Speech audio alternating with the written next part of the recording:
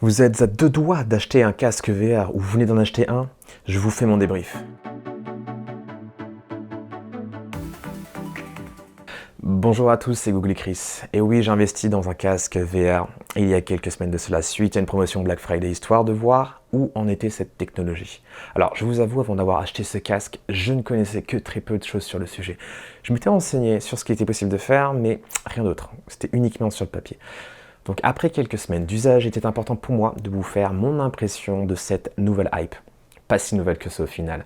Le concept, le matériel, les applications et notamment son potentiel impact sur le monde. Mais qu'est-ce qu'on appelle la VR? Alors Google nous répond, la réalité virtuelle ou virtual reality in English est une expression qui désigne les dispositifs permettant de simuler numériquement un environnement par la machine, donc un ordinateur. Merci à toi Google. Donc vous l'aurez compris, pour accéder à la VR, il nous faut un dispositif. Et en voici un, le MetaQuest 2. Hop, et voici la bête. Pourquoi avoir choisi celui-là? Parce qu'il était en promo et que je le voyais partout dans les salons, les expos, les pubs. Le gars pas du tout victime du marketing. Donc il faut savoir que les premiers casques VR commercialement disponibles sur le marché ont été lancés début des années 2010. Mais ils ont continué à évoluer et à se développer depuis, avec de nouveaux modèles qui sortent régulièrement. Et maintenant, il existe une bonne dizaine de casques sur le marché, tels que des casques HTC, HTC Vive, tout ça, Sony, Samsung et Oculus, qui maintenant s'appelle Meta. Alors, qui a été racheté par Meta en fait. Donc le casque que j'ai là, originalement nommé l'Oculus Quest 2, il fait de la VR et ce de manière autonome. Donc un peu d'histoire sur ce casque, ça ne fait pas de mal. Ce casque a été lancé par Oculus, donc c'est une société de réalité virtuelle fondée en 2012 et qui a été racheté par Facebook en 2014.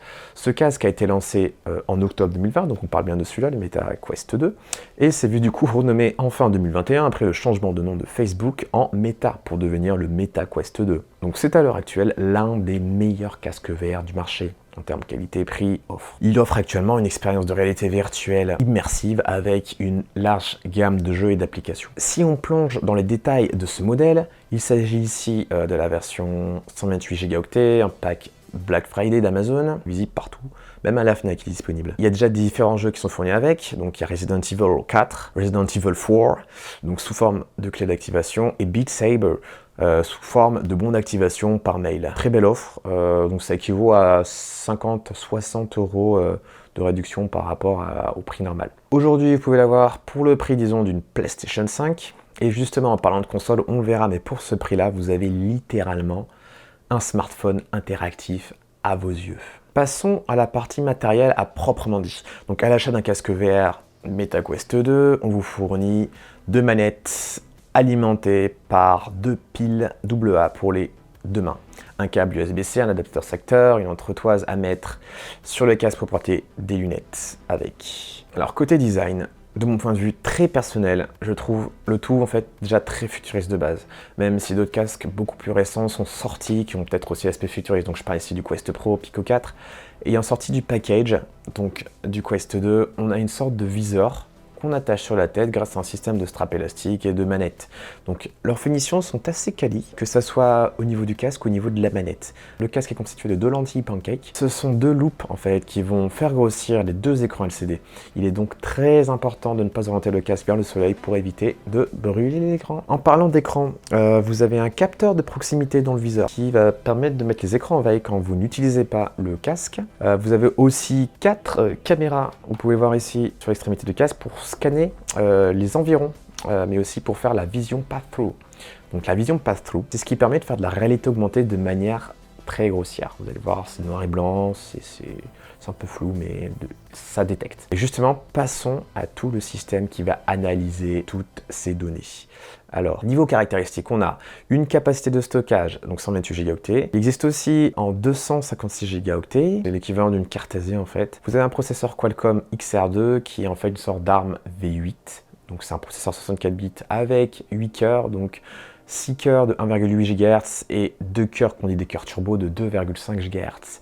Et le tout est gravé en 7 nanomètres. Derrière tout ça, la partie graphique, on a un GPU Adreno 650 qu'on retrouve aussi dans différents smartphones chinois actuels, des Xiaomi, etc. Et le tout est épaulé de 6 Go de RAM. Il faut savoir que pour de la VR, il faut générer 2 images pour chaque œil, pour simuler la perspective et le réalisme. Donc pour cela, Le Quest 2 dispose de deux écrans LCD 1832 par 1920 pixels par œil qui supportent une fréquence de rafraîchissement allant de 72 à 120 Hz. Donc on a 72, 90 et 120 Hz. Donc en termes de puissance brute, on est sur du 1,2 teraflops, soit l'équivalent d'une Xbox One. Mais n'oublions pas que l'appareil est petit, sans ventilo, et doit faire des traitements pour les deux écrans qui sont quasiment Full HD. Donc ici, la puissance délivrée concrètement ou affichée visuellement est plutôt équivalente à un smartphone haut de gamme. On peut dire ici un iPhone 13 Pro environ. Pour gérer la puissance de tout cela, le casque dispose d'une batterie lithium-ion de 3640 mAh, soit à peu près celle de l'iPhone 12 Pro Max, ce qui permet entre 2 à 3 heures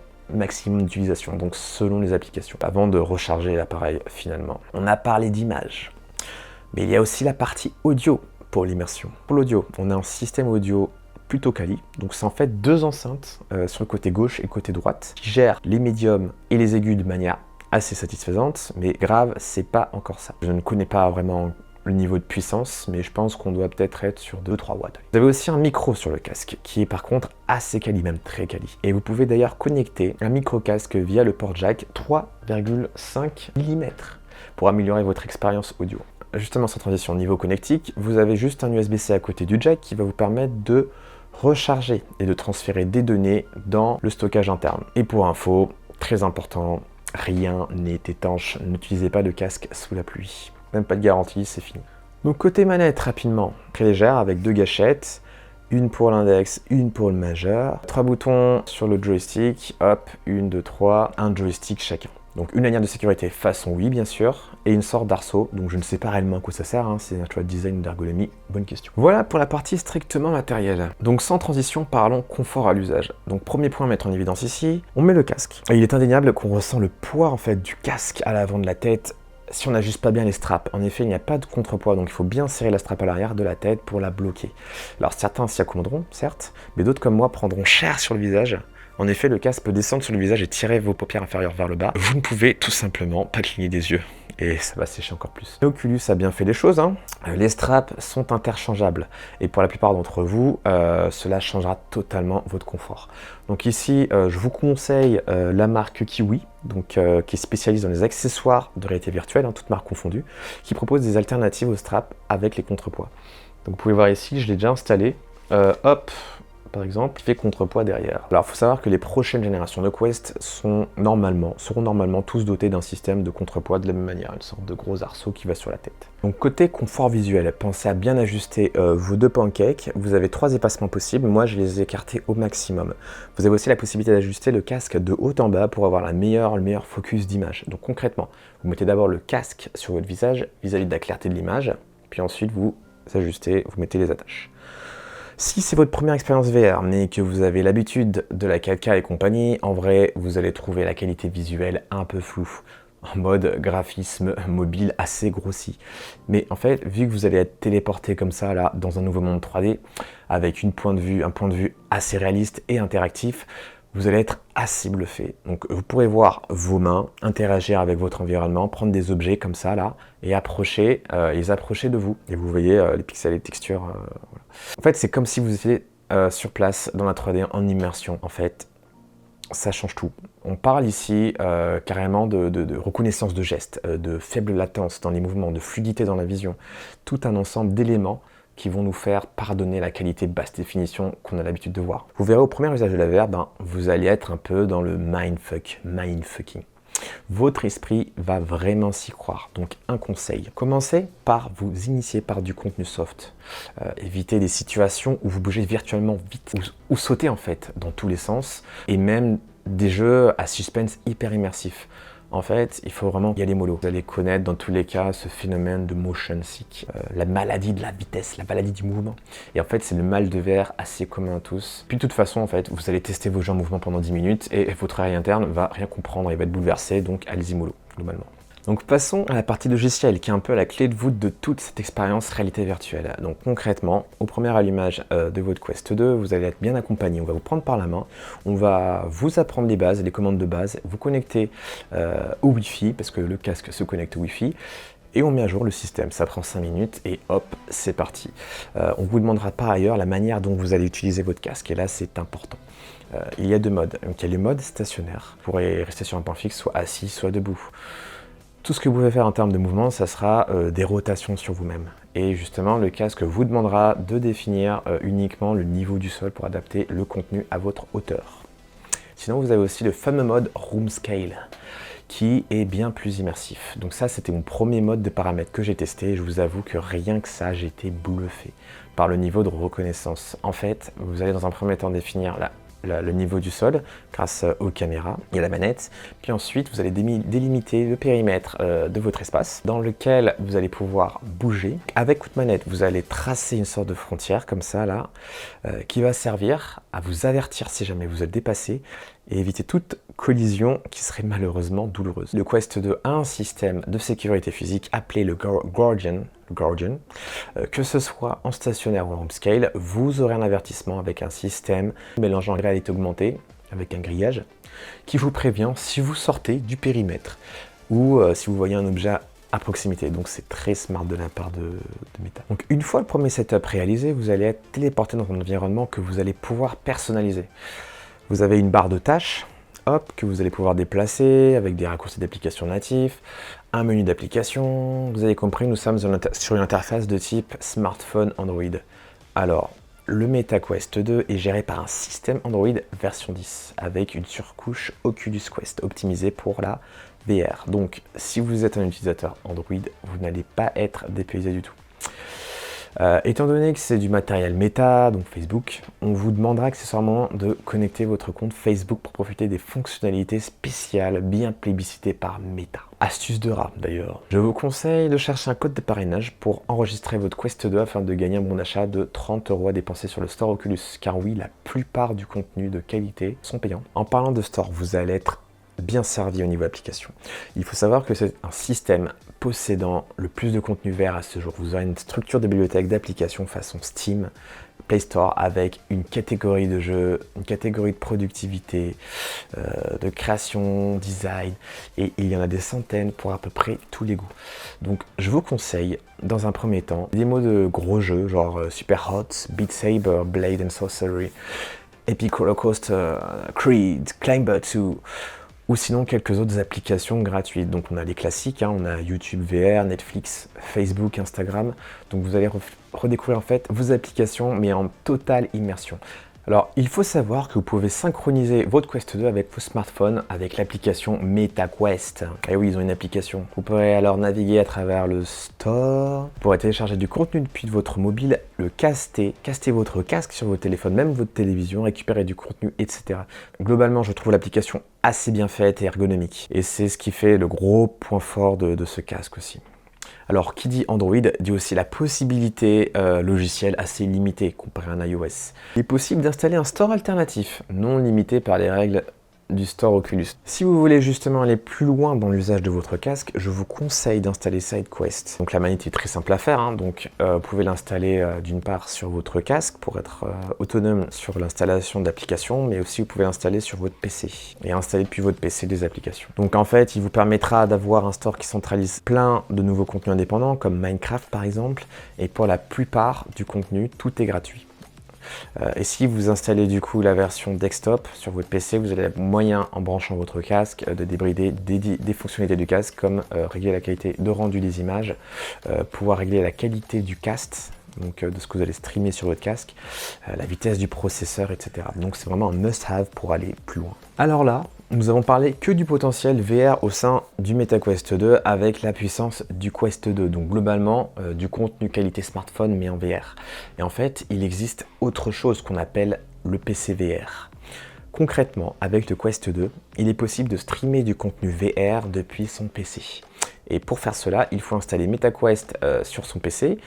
Il sera recommandé d'avoir d'ailleurs un PC gamer, bien entendu, si vous voulez jouer. Sinon, ça peut marcher avec des PC moins puissants ou même des Mac pour du contenu beaucoup plus orienté productivité ou bureautique. Alors, quand vous lancez l'application Meta, vous allez brancher votre casque tout d'abord. Après, vous allez synchroniser votre casque avec l'application MetaQuest. Vous allez synchroniser votre casque. Il faut que, d'une part, vous soyez sur le même réseau local que votre casque, bien sûr.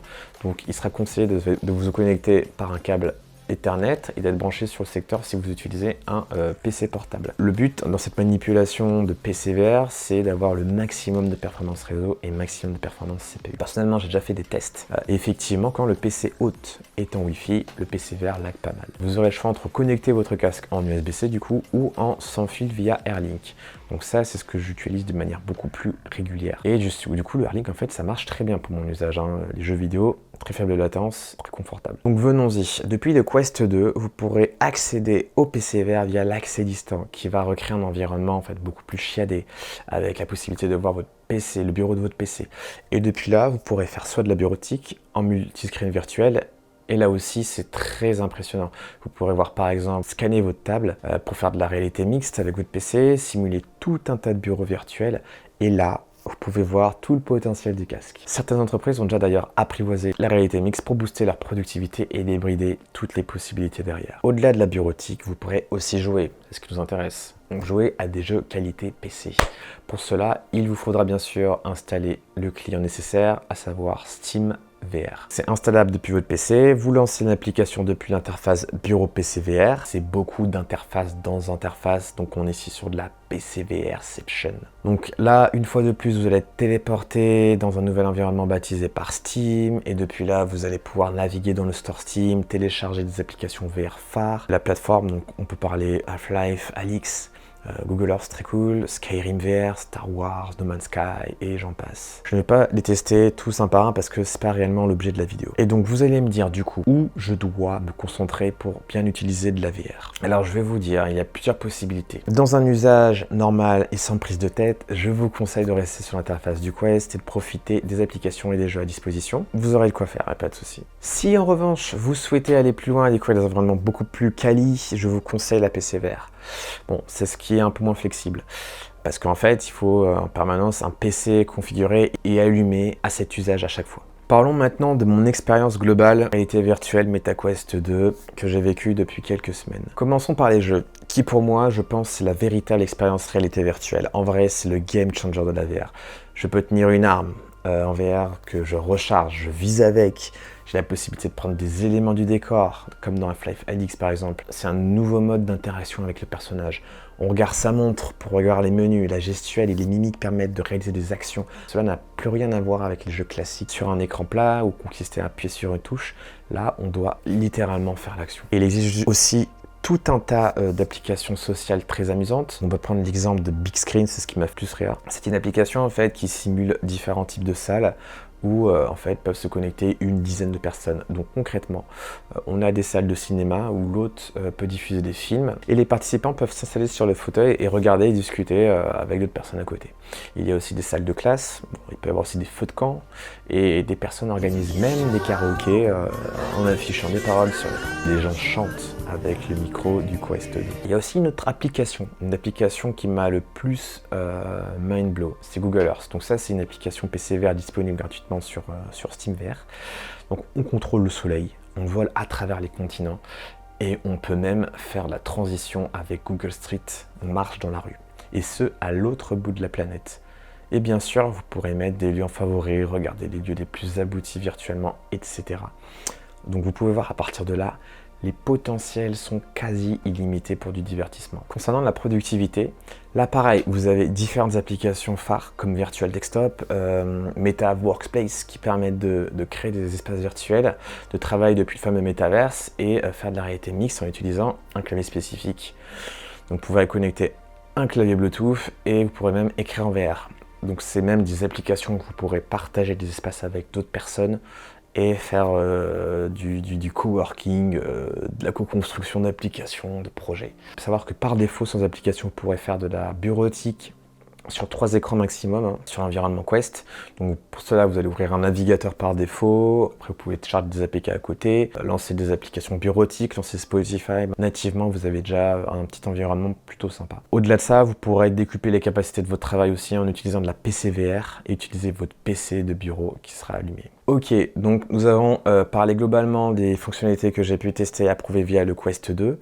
Mais du coup, je me suis posé différentes questions dans le fond et sur l'usage de la VR vis-à-vis d'outils classiques qu'on connaît. Quel futur pour la VR et le Metaverse. Donc c'est un peu la partie Tech for the Planet. Si vous suivez régulièrement les actualités, vous avez sûrement vu que la réalité virtuelle et son utilisation ont beaucoup été décriées pour leur impact sur l'environnement. Je pense qu'il y a plusieurs débats. Alors d'une part, la partie matérielle, réalité virtuelle et son impact. Alors, si on parle d'acquérir du matos VR pour de la productivité et de la bureautique, là on peut avoir l'avantage d'avoir une surface de travail importante et de grands écrans sans s'encombrer de matériel physique. Et là, c'est un grand plus. Imaginez, vous avez juste un laptop de 13 pouces et vous avez besoin d'un grand écran, d'une grande surface d'écran. Et bien là, grâce à un casque VR, vous allez pouvoir simuler un setup de 6 écrans tout autour et travailler sur différents projets. Donc vous payez juste un casque VR pour le prix en fait de 6 écrans et une facture d'énergie bien moindre. Et d'autres cas d'usage sont similaires, comme pour les concepteurs 3D ou métiers d'artisan. On agrandit l'espace de travail à moindre frais sans utiliser de matériel de puce, donc la consommation est diminuée. Là où l'impact peut se voir, et c'est là où je tiens à montrer le concept d'effet rebond, c'est à la généralisation de l'usage de la VR. Je m'explique. Lorsqu'on fait de l'usage en mode hors ligne, donc jeu solo, productivité en solo, etc., cela revient à de la consommation d'une batterie de smartphone. Mais dès lors où on va inciter à démocratiser l'usage d'une connexion Internet pour tout type d'usage, les impacts seront beaucoup plus importants. Si un jour on réalise une transition quasi complète sur le métaverse, finalement, toutes nos habitudes de vie qu'on pouvait à l'origine réaliser sans casque VR solliciteront les réseaux, les serveurs, les moteurs de calcul et j'en passe. Donc je parle ici de quoi? Je parle de sortir entre potes dehors, aller au cinéma, aller au musée, boire des verres, dans un bar. Toutes ces activités sont plus ou moins réalisables maintenant VR ou métaverse. Donc si tout cela se réplique sur une échelle collective, les impacts écologiques et sociales seront bien évidemment décuplés. Justement, parlons de l'aspect social de la VR. Alors, je reste beaucoup plus partagé. Alors, il y a un bel avantage de la VR actuellement. La majorité des applications sont bien taillées pour avoir une expérience sociale complète.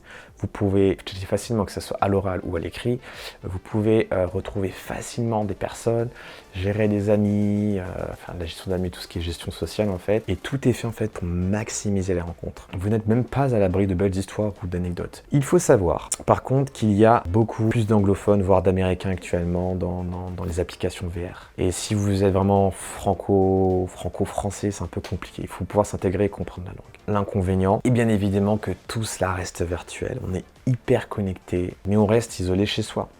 Et en fait, ça peut être frustrant pour des personnes qui ont vraiment l'habitude de rencontres physiques réelles. Et à contrario, certaines applications ou jeux peuvent être hyper immersifs et nous déconnecter de la réalité sans voir le temps passer.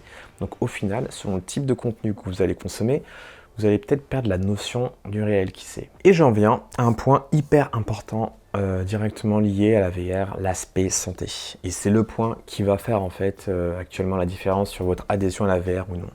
Des études ont indiqué qu'il ne faut pas plus de 30 minutes de VR d'affilée, mais certains iront quand même jusqu'à 2 heures d'utilisation, le temps que la batterie se vide. Mais justement, quels sont les symptômes que vous allez avoir en faisant de la VR? Alors, j'en ai fait une petite liste que j'ai plus ou moins vécue. Tout d'abord, cela se passe au niveau des yeux. Alors bonjour la fatigue oculaire.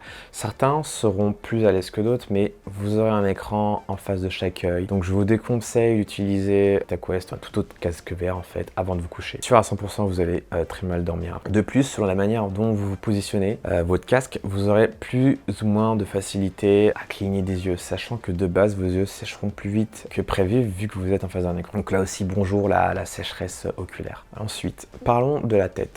Tous les casques VR se font sortir et pour la plupart des cas, vous allez perdre un peu en confort et donc pour le moment, c'est pas encore super adapté pour un usage de très longue durée. Bon, certains le font, mais globalement, vous allez le sentir. Donc si on focus un peu plus côté cerveau, pareil, on a parlé du motion sick en début de vidéo. De base, de nombreux jeux ont quand même implémenté un système de vignettage dès lors des déplacements rapides pour limiter le motion sick. Donc ça marche assez bien. Et enfin, au niveau de votre corps, là vous avez un bon bonus. Vous allez avoir justement des courbatures parce que vous allez bouger, vous allez devoir faire des actions assez réalistes. Et là, je pense surtout aux jeux Superhot ou Hollow Fit. Et du coup, c'est un point positif, vous allez brûler du calorie. Donc oui, on parle plus de passivité derrière un clavier, derrière une souris. Maintenant, vous êtes vraiment acteur dans l'univers numérique. Vous allez constamment bouger vos bras, vos jambes. Et d'ailleurs, je vous déconseille de faire de la VR si vous êtes fatigué. Donc réservez plutôt l'usage de la VR dans la journée, quand vous avez suffisamment d'énergie. Sinon, autant passer sur l'interface clavier-souris-manette. Globalement, des personnes vont mieux gérer la VR et d'autres beaucoup moins. Si vous n'êtes pas trop écran de base, je vous déconseille la VR comme outil quotidien. Si au contraire vous avez l'habitude de l'écran, vous pouvez tester le concept. Donc d'un point de vue personnel, si je fais de la VR, c'est 2 heures maximum avec quelques micro-coupures et encore, c'est quand je suis à fond dans un jeu. Mais sinon, ça reste des micro-utilisations de 15 à 30 minutes pour tester des contenus à droite à gauche. Donc en conclusion, en entrant dans le monde de la VR, j'ai été très surpris par la communauté très développée, le contenu existant mais conséquent. En tout cas dans l'écosystème Oculus. Alors le potentiel de la VR est immense et les dispositifs de casque de réalité virtuelle s'améliorent d'année en année. En 2023, on va apparemment avoir un très grand cru entre l'arrivée de la PlayStation VR 2, le MetaQuest 3 et même le casque d'Apple. Voilà, je pense que la VR sera de plus en plus pertinent, que les dispositifs se miniaturisent et deviennent quasiment transparents à l'usage. Mais pour le moment, au vu du matériel encore imposant, de la qualité encore perfectible du contenu, mais aussi du tarif proposé, la VR a encore une bonne marge de progression et fait office encore pour moi de vitrine technologique pour ne pas dire gadget. Donc ce n'est pas un dispositif indispensable à acquérir, sachant que tout le monde n'est pas en fait fait pour de la VR. Pas encore du matériel adapté pour tous les publics, je trouve. Alors je dis plutôt que les personnes vont être tentées de tester, mais ça peut être pour un usage régulier. Et ça me laisse d'ailleurs une petite ouverture pour parler de la PSVR. Alors, il s'agit du casque de Sony entièrement dédié à la PlayStation. Donc c'est un peu l'homologue PC VR, mais pour PC, mais là c'est PlayStation VR pour PlayStation. Et ça, c'est un bel exemple de produit qui cherche tant bien que mal à se faire une place dans la VR. Le gros problème de ce produit reste du fait qu'il est beaucoup trop cher pour ce qu'il a à proposer en termes de contenu et de possibilités, vu qu'il n'est pas en fait autonome. C'est juste un accessoire assez cher, on parle d'un prix qui peut aller jusqu'à 600 €. Pour beaucoup de jeux, j'appelle ça des jeux de seconde zone, de série A, c'est pas toujours des AAA. Donc la PSVR 1 de base, je la déconseille, je vous conseille largement un Quest 2 ou un Pico 4 qui est quasiment le même prix. PlayStation VR 2, même concept potentiellement, attendez de voir le Quest 3 qui sort courant 2023. Sachant que très souvent les gros jeux PSVR sont ensuite portés sur PC VR, je trouve l'intérêt de la PSVR de base limitée uniquement aux personnes qui n'ont pas de PC gamer et encore. Donc pour moi, si vous êtes passionné de high-tech, que vous avez soif de découverte, que vous n'êtes pas limité dans le budget, que vous n'avez pas de soucis avec les écrans, l'entrée dans la virtual reality peut être une très bonne surprise et sans regret. Et oui, ça fait beaucoup de si, mais rien ne vous empêche dans tous les cas de tester l'appareil, donc là le MetaQuest 2 en boutique ou dans différents types d'expositions. Ça fait une grosse review, mais je pense avoir fait le tour, j'ai pas trop plongé dans les détails, j'ai essayé d'être assez concis et clair. Donc n'hésitez pas à poser vos questions en commentaire et surtout à liker la vidéo. A très bientôt et très bonne fête de fin d'année 2022. Ciao.